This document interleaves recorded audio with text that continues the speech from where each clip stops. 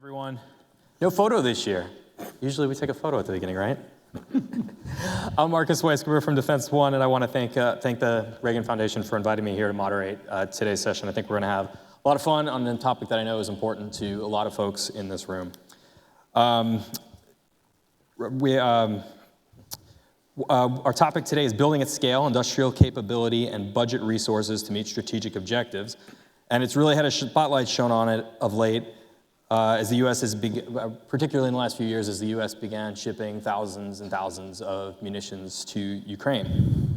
That light has been turned up even brighter in recent months as we've had this conflict in Gaza, and plus the persistent need to make sure Taiwan is properly equipped to deter China. And oh, by the way, some of the makers of these weapons, of the weapons needed by America's allies and partners today, are working to make sure the U.S. military is properly equipped for future conflict. So, with that as the stage setter, I will go real quick down the line. We have Congressman Joe Courtney from Connecticut. We have Larry Culp, CEO of GE. We have Bill LaPlante, the Undersecretary of Defense for Acquisition and Sustainment, and Senator Roger Wicker, the ranking member of the Senate Armed Services Committee. So thank you, everyone, for joining us. Secretary LaPlante, I think we'll start with you. I know a lot of people in this room have been eagerly awaiting the first ever industrial base strategy. And I guess it's not quite ready yet, but it will be soon. So maybe you can give us a little bit of a preview of what we should expect to see there. Yeah, thank you, and thank you, Marcus, and thanks, everybody. Yes, for the first time ever, we're going to be releasing the National Defense Industrial Strategy. And it was, we were trying as hard as we can to get it signed out yesterday so we could release it today. Because of travel, we were not able to do it. So it's going to be signed out very shortly in the coming weeks. But let me tell you about what it's really going to do. And by the way, we iterated this many, many times with stakeholders across the Hill, across industry, and the like. It will guide the department's engagement, policy development, and investments in the industrial base over the next 3 to 5 years. And again, a strategy is what allows all of us to make choices and choices of what we're going to do and invest in and what we're not going to do. This strategy also will outline what is the risk of the status quo if we don't do anything. The 4 lines of effort are, number 1, which are not going to surprise you, resilient supply chains, and it must be able to produce the products, services, and technologies needed at speed, scale, and cost. There's a whole series of actions underneath that. The second is workforce readiness. Of course, since COVID, this has been a huge issue for all of us, particularly as we will talk about in the industrial base for submarines and ships. We must have a skilled and sufficiently staffed workforce that is ready to go and will sustain and stay in the industry for years. Flexible acquisition. We must be allowing people to use all elements and all the tools in the acquisition toolkit to do efficiency, maintainability, and the right mix of customization, think about as government customizes versus what is purely a commercial item, and make sure, or a commodity. And then fair and effective market mechanisms, think of it as almost economic deterrence that support a resilient industrial ecosystem among not just the US, but our allies and partners. This cannot be a US only solution, and we're going to outline all of that in the strategy when it's released. But thank you, Marcus. So let's talk a little bit about the strategy. Can you talk maybe about we have a lot of industry here today.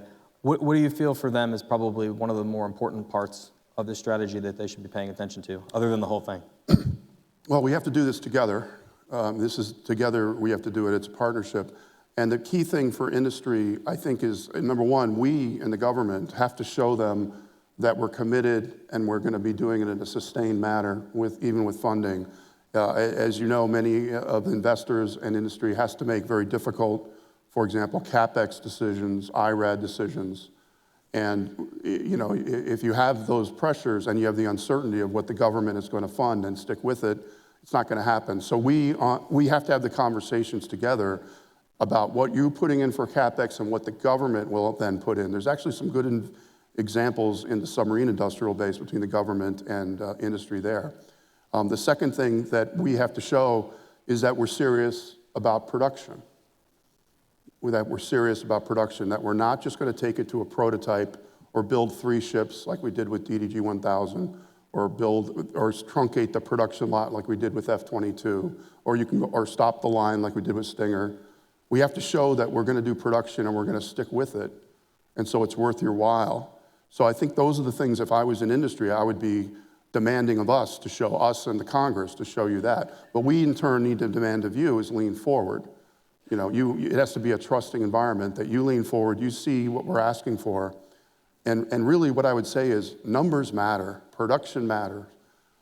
Think about when you're doing a prototype or a technology, how would you produce it in quantity? That's what we ask industry to think about.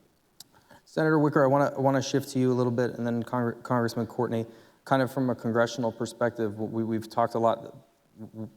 The Ukraine conflict has really shown how, and put that light on how the Pentagon has really had just-in-time production for pretty much everything, and that is clearly not going to work in the future if you need to produce things in mass quantities. So maybe, Senator, where can we start? What are some things you would like to see both from a Pentagon aspect and even from industry in preparing to actually make production more easily available, ready to scale? Well, I'm glad Bill mentioned funding, and I'm glad he said numbers matter. Funding matters. And you know, the president said a few weeks ago that we're at an inflection point in history. What we do in the next 4 or 5 years is going to determine the quality of life that humankind has for the next 4 or 5 decades. With respect, I wish his budget requests, coming from the White House and controlled very much by OMB, and what a huge bureaucracy in there requires him to do, it has not indicated to me that that funding really matters very much. 3 years in a row, the president has proposed a cut in defense spending. Now, the Congress has not done that, and it may be that the administration was very sure that we would do that. But I'm a simple guy. We are not spending nearly enough on national defense. And I see this poll here, which I've been in the audience, but put the slide up. You know, it's I'm colorblind, but I'm with the 67% there. Maybe, and if they had divided up the extremely concerned from the somewhat concerned, I am extremely concerned that we are not making the commitment to getting where we ought to be. And I don't want to talk too long on one question, but for years, I've been, those that think like I do have been saying, let's add more money to submarines, let's add more money to ships, let's build more. And some of the response we get is, you know, Roger, if we appropriated all that money, we couldn't possibly spend it. We don't have the capacity. We don't have the industrial base to do that. And that's why I was among those people calling the director of OMB and urging her, please send us some money for this fiscal year to start right now building the defense industrial base. And that is now a part of the president's official request in the supplemental appropriation bill, along with Ukraine, along with Israel. And I will say we're going to have something meaningful and real about the border. But it is so gratifying to me that we are on the cusp of getting an extra $3.4 billion on exactly what we're talking about right now, so that in the next appropriation bill for next year, they won't say, well, we couldn't possibly spend it even if it's there. I want to pull the thread on that $3.4 billion in a little bit. We'll get back to that. Okay. I want to go to Congressman Courtney. So I really think you know, the Secretary LaPlante's announcement here today, or soon to be announced, industrial plan is a incredibly significant moment for our country. And you know, just listening to the remarks this morning, I think I heard the term arsenal of democracy at least 3 or 4 times. Certainly with Secretary Austin's address, and he did it in the context of what you were talking about, Marcus, in terms of just all of the sort of escalating problems in the world, and how the U.S. again is the place that I think our allies are looking to in terms of bolstering their defense needs. And the question of the day is really whether our industrial base has the bandwidth to really answer that call. And again, I think this industrial policy, which I actually did get a bootleg copy and took a sneak look at it, I think really sort of touched all the right points in terms of how we expand capacity. So, but I also, as someone who not only sits on the Armed Services Committee, but also the Education and Workforce Committee, I think it's important to step back and look at the U.S. Labor market and our economy today. At the end of the Cold War, in terms of the percentage of American workers who were in the manufacturing sector, that was over 30%. Today, it's 12%. So, when you sort of talk about, well, how do you turn on, the industrial base, and how do you get the arsenal of democracy sort of up and running? We're starting from actually a pretty challenging place right now in a whole variety of ways. And the portion of the report which I read, which is on workforce readiness, talked about, again, getting the Pentagon in the business of boosting development of workforce, particularly in these sectors of the economy that are so critical if we're going to be able to expand production. And again, the submarine industrial base funding, which again, the Assistant Secretary talked about, that has actually been happening the last couple of years. Roger's been an incredible advocate in favor of that. We are seeing real results in terms of hiring and tonnage that's starting to throughput through the shipyards right now. But the fact is, and I'll stop after just making this one last point, this is an all-of-government issue. It truly is when you talk about workforce, because that inevitably brings in our education system and our job training system. And if you look at one of the missing pieces over the last 30 years about why our manufacturing employment has deteriorated is because we have basically disinvested in things like trade schools, career and technical education, job training programs, the pre-apprenticeship trainings that will get people connected with semi-skilled levels to be able to go into a manufacturing plant for GE or for a shipyard that's there, or apprenticeship programs. And that has to be done in tandem with, again, the really, I think, impressive recommendations in this report in terms of getting the Pentagon engaged about building out our workforce. We're going to talk about workforce in just a little bit. Mr. Culp, I want to go to you. Talk to me a little bit about some things GE Aviation is doing right now in order to be able to scale production for with the conflicts and stuff that we're talking about. Marcus, well, first of all, thank you for having us. We're really pleased to be here. Many people know that we have a particular affinity for President Reagan, given the 8 years that he spent working for GE. If you haven't, stop by the General Electric Theater. It's relevant for a host of reasons, not the least of which is he spent 8 years touring our factories, which represent a good bit of GE's industrial base today, so this is particularly important. I think the Secretary's comments about the strategy going forward dovetails very well, Marcus, with the way we are trying to operate, not only on the commercial side of our business, but also on the military side in GE Aerospace. Having the clarity, having the certainty of what's required, not only in early phase R&D, but through the development and production cycle, is not only helpful from a financial perspective. Certainly boards and investors want to understand what that return on investment is going to look like. Operationally, if we're going to hit those numbers as well, we need to be able to understand what that footprint needs to look like, not only in our facilities, but frankly with our suppliers and with their suppliers. And this is really challenging right now because so much of industry, particularly long lead manufacturing, which is a good bit of our world, was on its back just a couple of years ago in the depths of COVID. Much of the industry that we serve commercially, commercial aviation, has skyrocketed over the last couple of years. That's been good for us, but that demand pulls on the very sources within our facilities and again within our supply base that's required to ramp with everything that we're doing to recapitalize the country's aviation assets. So there's a lot we're doing, Marcus, from a process improvement, from a lean perspective. You talked about just in time. We don't think just in time is bad if it's really engineered toward flow production, because we can deliver on both speed and efficiency at scale.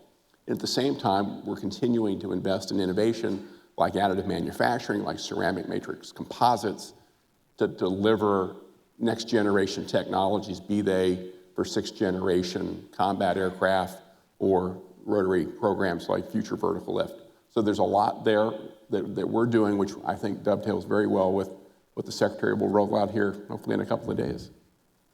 I want to shift a little bit more to some budget conversation, and maybe we'll go down to Senator Wicker at the end. We have, you referred to I believe the shipbuilding part of the supplemental that's on the Hill right now. We have a $105 billion supplemental. It includes Ukraine funding and funding for other needs, including the industrial base. How do you see that shaking out, I guess, in the coming negotiations that I guess have to happen in the coming month? Well, I'm relatively optimistic. I'm not quite exuberantly optimistic, but we very much need it. And I'm gratified that the new speaker has begun to acknowledge that we have to stay with our friends in Ukraine. That's very helpful. We can get a 2/3 vote in both houses if we do this right, and that will save us a lot of trouble.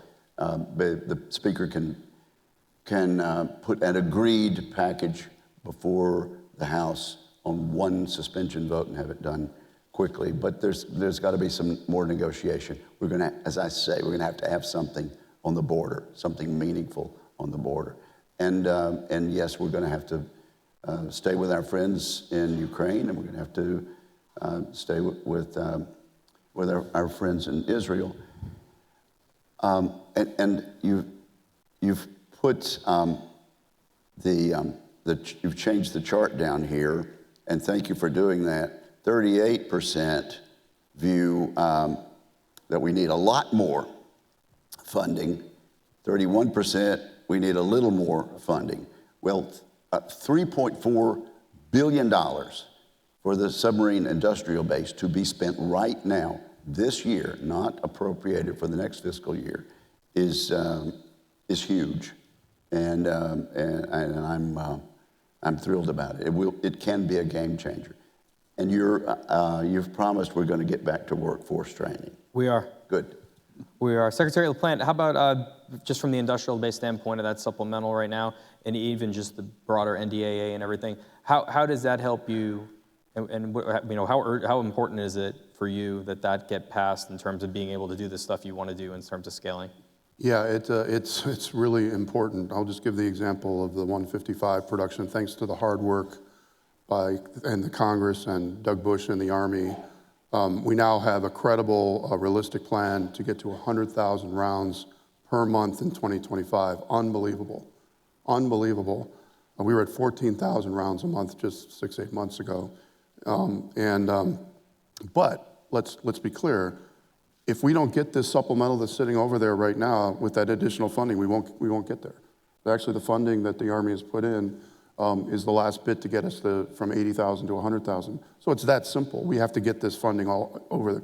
The other thing I would say about the supplementals, both for Israel as well as Ukraine, is there's a crisis actually happening right now, an operational one, I would say, the UAS and counter-UAS situation.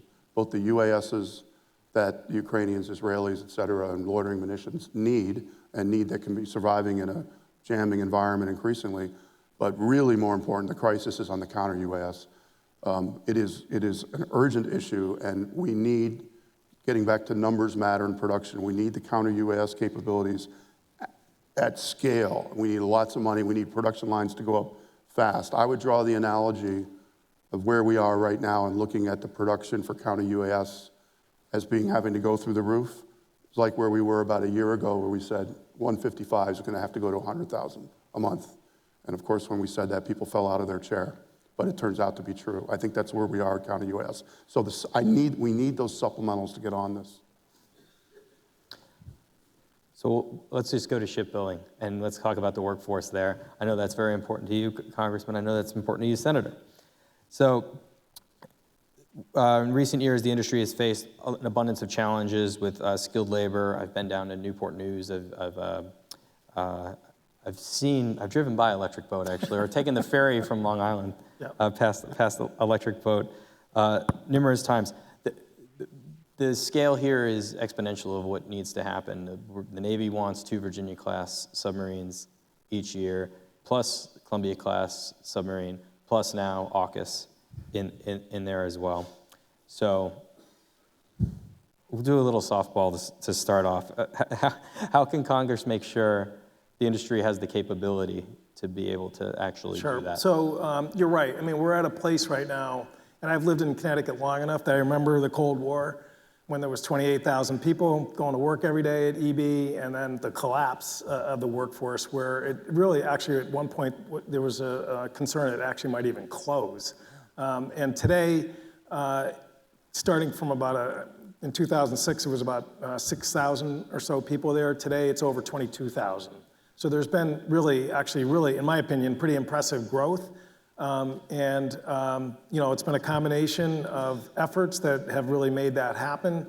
Again, we have the U.S. Department of Labor and has been instrumental in terms of the pre-apprenticeship funding that really started back in 2016, that is really paying big dividends right now. And the trade schools, which again, I cannot emphasize enough the value of having really good programs that are connected to local economies, where kids can just walk out and have a really good paying job, avoiding college debt, and all the headaches that sort of go along with that. But having said all that, as Roger points out frequently, and he's right, if you look at the Columbia program, which is going to be into the late 2030s, those are 20,000-ton vessels. They're behemoths. They're 2.5 times the size of a Virginia class. And if we're going to keep the cadence of 2 Virginias a year, along with Columbia, and help our ally in Australia, the estimate is about 100,000 new shipbuilding jobs nationally. Again, those aren't all in Connecticut or Virginia. I mean, that's the whole supply chain, outsourced shipyards that is going to bring us to that number. Maybe 40 states. What's that? Maybe 40 states. Right, exactly. And so, this really is going to require something, again, given the fact that how we've let manufacturing deteriorate in this country, an extraordinary effort to sort of get us there. The SIB money that started last year, as I said, has been really starting to show some impressive results. Roger's great work in terms of the Indo-PACOM $3.4 billion is essential to get that done. We just heard from Ambassador Rudd that Australia is for the U.S. industrial base to the tune of another $3 billion. But again, 100,000 workers, and that just is the workforce. That doesn't get into all the other aspects of an industrial base, is really going to be a huge effort, and it's going to require a lot of consistent, persistent funding, as Roger said. Senator?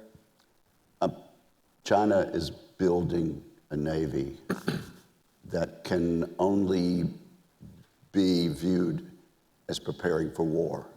Who are they preparing for war against? I think it's quite obvious. So we need to be serious about this. They have one shipyard that is larger, has more shipbuilding capacity than our entire shipbuilding capacity. If you're figuring civilian ships and military ships, that is true. But beyond that, it's just far more. Let me give you this idea about workforce training. It's good if a kid can get out of high school and go right to work at, say, Huntington Ingalls Shipyard. But that hasn't been the case until recently. At Huntington Ingalls, we have 11,000 people working in shipbuilding. The president of HII at Pascagoula says she could use 14,000. She just can't find them. Here's something that they started a few years ago and I think is working. They went to about 8 high schools in the area, including high schools in Mississippi and a couple over the state line in Alabama. And they offered, as a corporation, to take over and remodel the entire Votech shops in those high schools. And they are state-of-the-art shipyard training facilities now. And so a junior or senior in high school at Moss Point High School who knows he wants to work with his hands, he wants to be a welder, he wants to be a shipyard worker like his dad and his granddad, they can go to that school in the 11th and 12th grade and really the week after they graduate from high school, they can be making excellent money working for the shipyard because they've already been trained. If we could somehow incentivize that around the country, that's just one idea, Joe, about how we can get people into making good money quicker. Secretary LaPlante, how can the Pentagon help in terms of this workforce issue that's being faced by industry right now? Yeah, I think several things. I think one, as has been implied by both the senator and the representative, this is a whole of government, if you want to call it that. This is a state and local levels. This is at the high schools, all the way up to the federal level. And I think we can do even a better job at kind of making sure we're all talking to each other. I think the submarine industrial base in the Northeast have done a lot of that really good work. So number one, recognize, and the point that the senator made is really, really key, is recognize that the things like the investment and where somebody out of high school is going to go to work and what the environment looks like. Does it look like an old Russian factory, or does it look like a modern high-tech shop? And if you've been to some of these advanced manufacturing, it looks like they're at a startup. It's really cool. That actually matters. And so the government, all of us can help with the various investment to invest in those areas. The other piece is I think there's other really flexible things that are being tried, not necessarily in the shipbuilding business, but I know a company that's one of the innovative companies, mid-size, that's gotten themselves to hire professional engineers, classified as professional engineers, even if they don't have a college degree. And if you think about that first of all, that goes against the culture, right? But, you know, people without college degrees can do software sometimes a lot better than those of us that are overly educated beyond our intelligence. So we've got to think of these creatively like that. And the final thing is we're talking to, and I know the senator and the representatives, and the secretary and I have talked to the CEOs of these industry, particularly in the shipbuilding. One of them said to us, and I'm sure the senator and the representative heard this a couple weeks ago, you can't underestimate, looking backward, the effect of the pandemic. We lost a generation retired of skilled workforce during the pandemic that we would not have expected to retire. On the one hand, we have to admit that's what happened. On the other hand, it's a real opportunity now as we bring in the next generation. But it also means that things like the ratio to supervisor to people working for it's probably got to be a lot lower because you need a lot more touch and hands-on with a new employee than you do with a real experienced. I think the government, what we can do is be part of encouraging all of that. Thank you. We're going to continue with shipyards, but I want to ask Mr. Culp about just GE and how it's been handling this workforce issues that have been, as Secretary LaPlante was saying, kind of exacerbated by the pandemic. Oh, very much so, Marcus. I don't think anything that has been said relative to the shipbuilding space is different than what we're seeing in aviation. Without question, we saw a generation not only of people who work on the shop floor across our supply chains, but also within our engineering labs. People in their 50s, they took retirement. Yeah. And at a time, particularly for our company, where we were dealing with a dramatic downturn on the commercial side of the business, it's what made sense at the moment. But we certainly feel that today, and I think the point the Secretary makes is critical. But don't think about it simply as experience, people who know how to do things more quickly than perhaps a younger person. they took so much institutional knowledge with them, right? And I think one of the things that it is spurring us to do is really make sure that we are as disciplined, we are as detailed as we possibly can in all of our processes to make sure that we aren't reliant on that institutional knowledge, that experience that 28-year-old coming in or that 18-year-old coming in just won't have in comparison to that 58-year-old tech or engineer that left. But it is a net opportunity because we will be able to recapitalize our manufacturing assets at a time when our customers, and particularly at the Air Force, are trying to recapitalize these assets. The other point the Secretary makes that I think really resonates with us is we need to make this work attractive. It's one thing for people to be capable of doing the work. They need to want to do that work.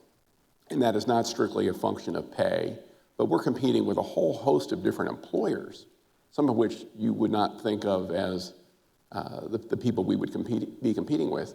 But if they can go to, say, an Amazon and work in a warehouse, that may have certain appeal to it relative to coming into one of our operations as a welder, as a machinist, what have you. But I think this is certainly a surmountable operational challenge. It's clearly a strategic imperative for us, again, in aviation, as much as it sounds like it is in shipbuilding.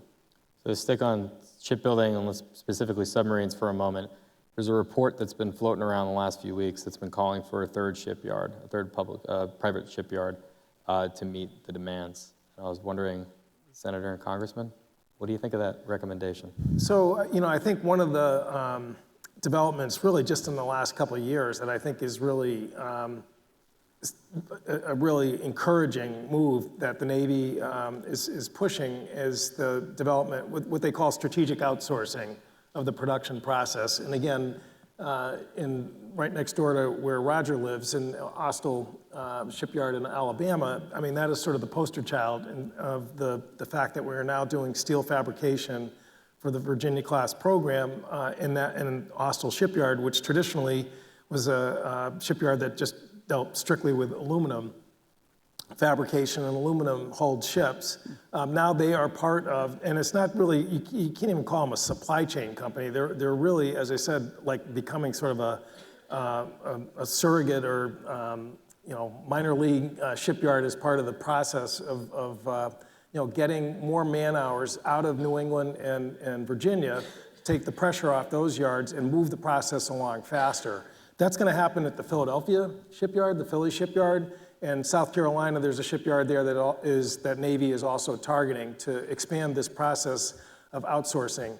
My personal feeling is that starting from scratch and building a new shipyard, you would have to, you're talking about a private company coming in and investing just really ungodly amounts of money.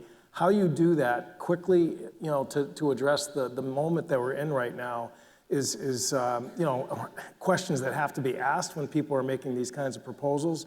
Again, I think what the Navy's doing right now is a shortcut in terms of really basically just expanding capacity of shipbuilding, but not going into the gymnastics of building a new shipyard.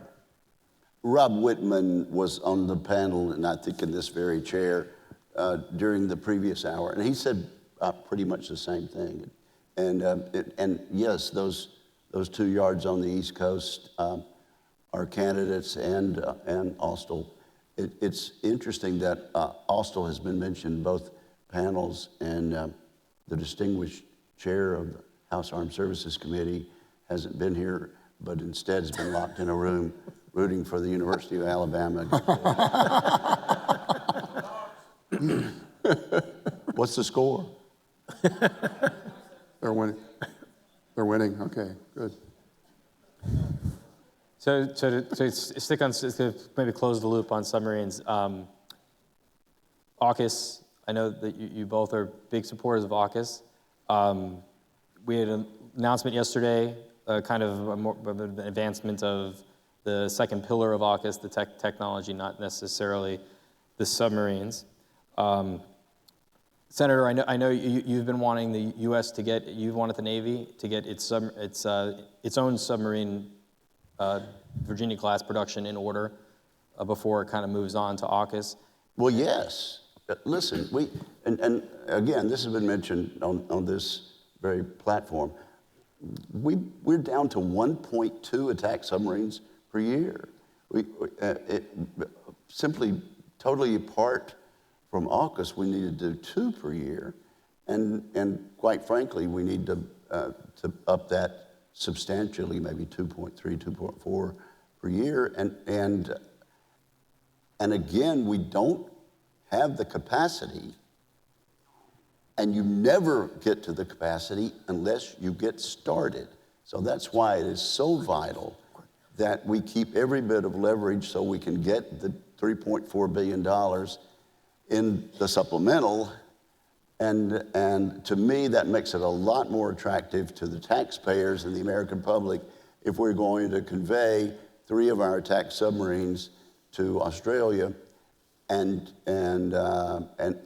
have this business relationship with them, which is really is positive in so very many ways.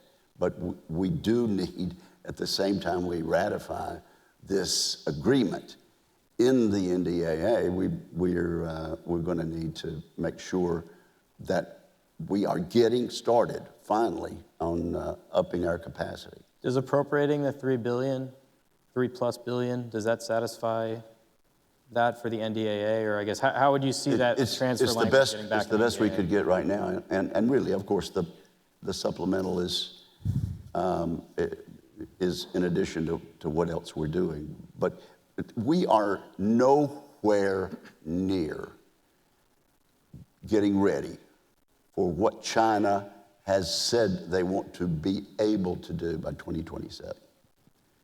So And we might as well admit that. And what has been said up here about deterrence is exactly right. And the ambassador and I are joined at the hip on this. The idea is for Xi Jinping and his minions to look in the mirror and say, nope, not today, and not next week. We're not in the shape we need to be to compete with the Americans and their allies. So just real quick, again, I cannot say enough good things about the advocacy Roger has had about making sure that we're not just making increased shipbuilding capacity just a talking point, but that we're really matching it with the resources.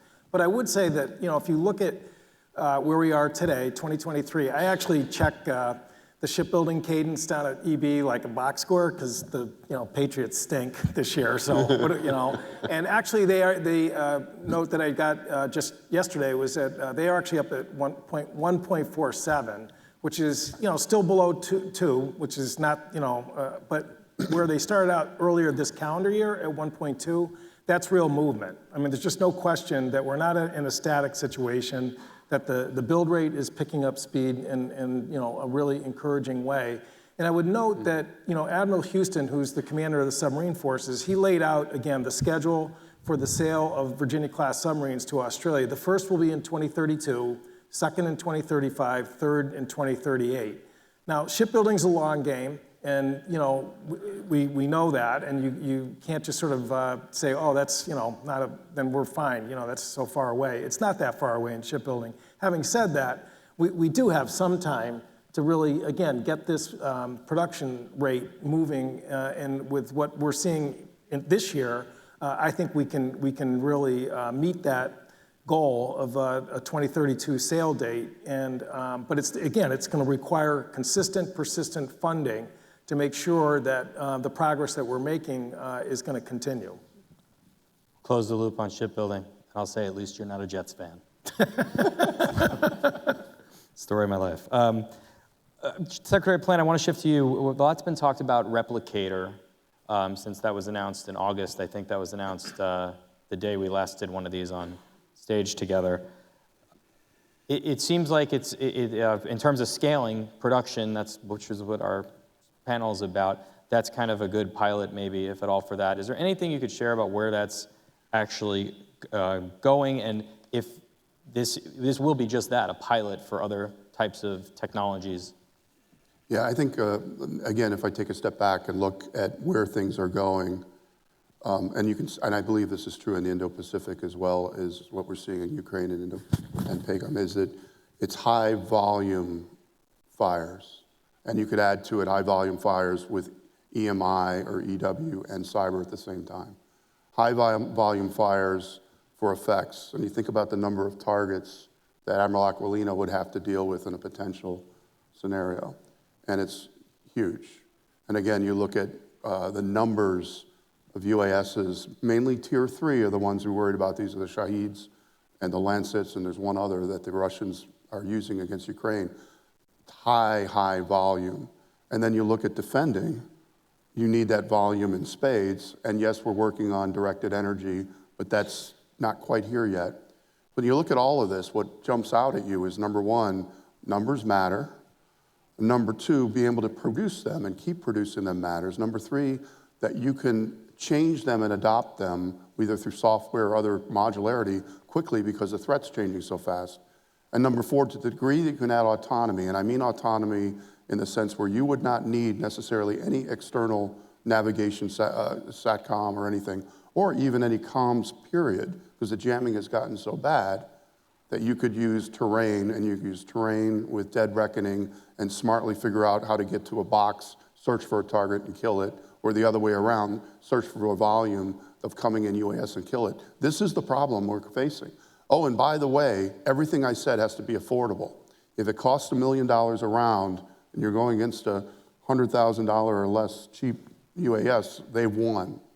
So when you take that all together, that's the problem of our time. And I give the credit to, and the Secretary and the Deputy have this reporting to them to show people this is the importance. So I really encourage everybody to think about this problem.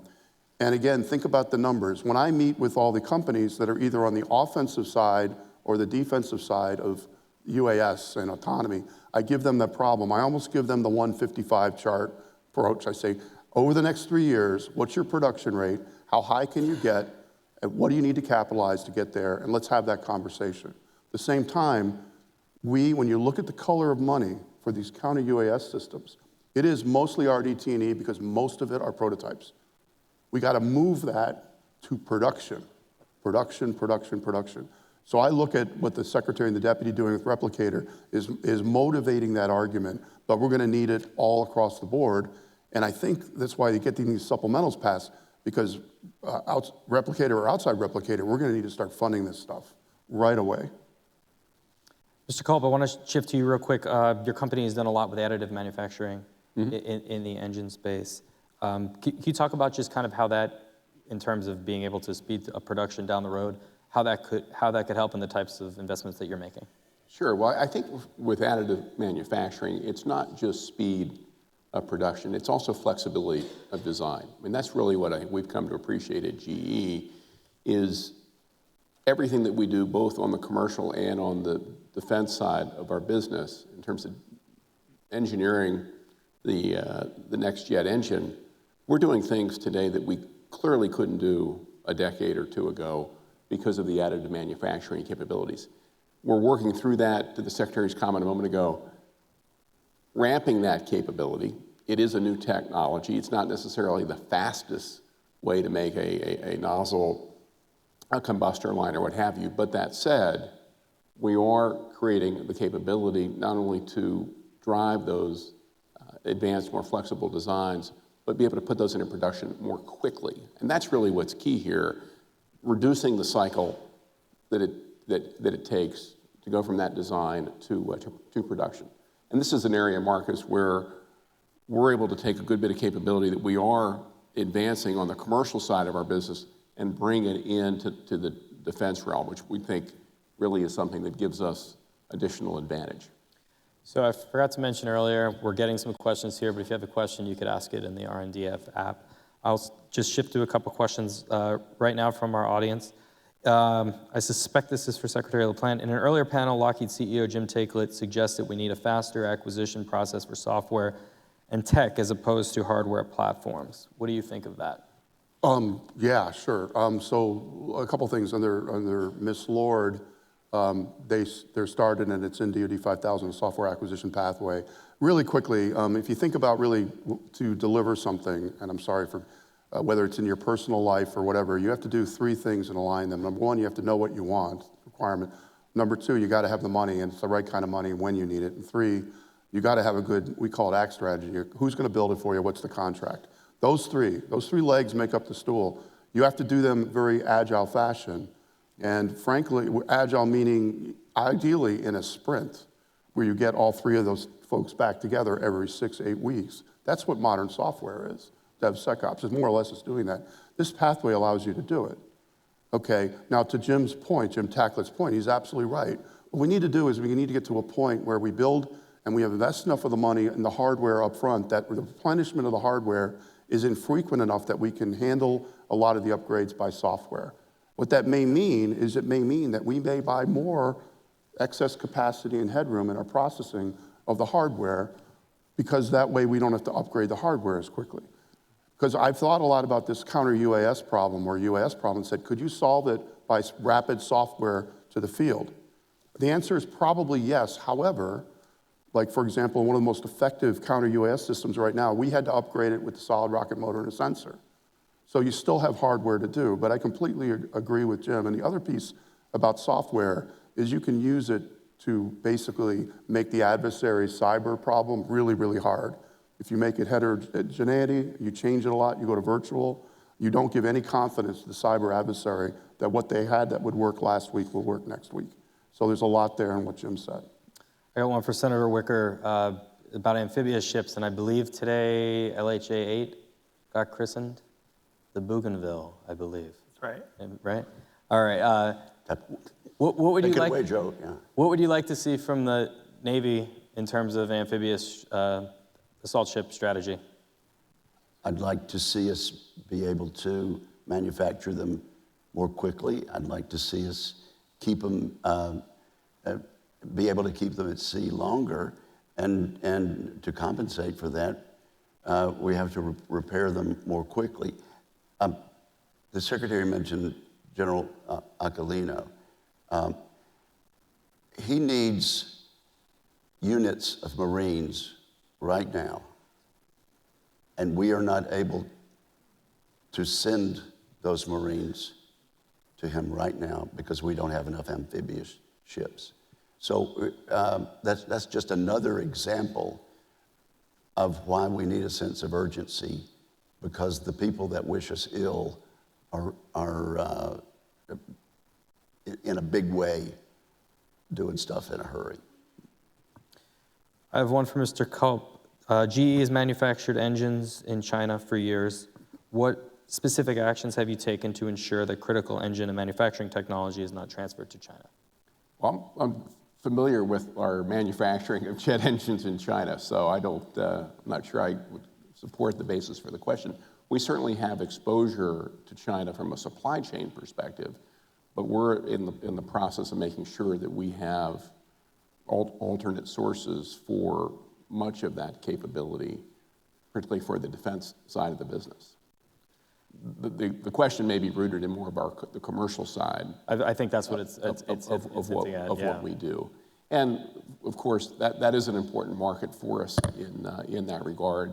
But rest assured, we go to the end of the earth to protect the intellectual property that we have, both from a design, from a manufacturing, as well as from a servicing perspective. We have another one for Secretary LaPlante. What's your approach to balance between maintaining competition and early down selects in major programs? Yeah, so I mean, I think, those of us that really want the best practice of acquisition mean a couple things that are kind of like precepts for us. Number one is you want to get as many people to a preliminary design review as you can, however they get there, whether it's their own money, government money, or a combination thereof. And then, boy, if you can keep more than one to a critical design review, that's even better. And what we did for B-21 is we got the two teams with government funding up to a PDR quality before we did the down select. We had reasonably mature designs, and it really made all the difference. Now, here's the challenge. I know we live in a budget-constrained world. Our friends that are budget folks, and they're our friends, will look at budget time, and they'll come to us and say, why are you holding 2 or 3 folks in that competition to a CDR? Explain that. You should down select earlier. Or even, and this is where I get into perhaps This is bad, really bad acquisition price, not even to a PDR. In fact, I think it was in 2009 with CIRA, made it in law that you couldn't down select before a PDR. So it's really the balance of the financial pressure that we get from our financial friends because of the tough budget versus what is the best practice. I would love to go back to where we were keeping multiple vendors on to even a CDR, but you know it's going to be all about money. And when people look at where to take money when the budgets are tight, that's what they look at. But I would love to do that. So last one, I guess we have about 3 minutes left. How can we leverage the dibs of our allies and partners? I know, Secretary LaPlante, you've talked a lot about co-production overseas and whatnot. How close to a reality is something like that? It's here. So really quickly, the Australians have announced that Prism and Gimblers are going to be produced in Australia. It's co-production, co-development. We've announced with the Japanese that they're going to work with us on co-development of the glide phase interceptors for hypersonics. The Secretary said in his speech today about co-production of Stryker with the Indians. In Europe, there's going to be more announcements coming about co-production in Europe. Next week, we, as the White House announced, we are hosting in Washington with State and Commerce about 100 Ukrainians, including their companies, that are coming to DC to meet with American companies, to meet with international companies, and it's all about how we can help rebuild the industrial base in Ukraine, but also how we can start doing co-production. And I will say, as I mentioned earlier in another forum, Chris Loam and ASDS is going to announce a regional sustainment strategy later this month in the Pacific and in Europe, where we're going to be setting up place where we can do maintenance, heavy maintenance and overhaul in these different countries, including Ukraine. This is where we're going, and you're going to see more and more announcements about it.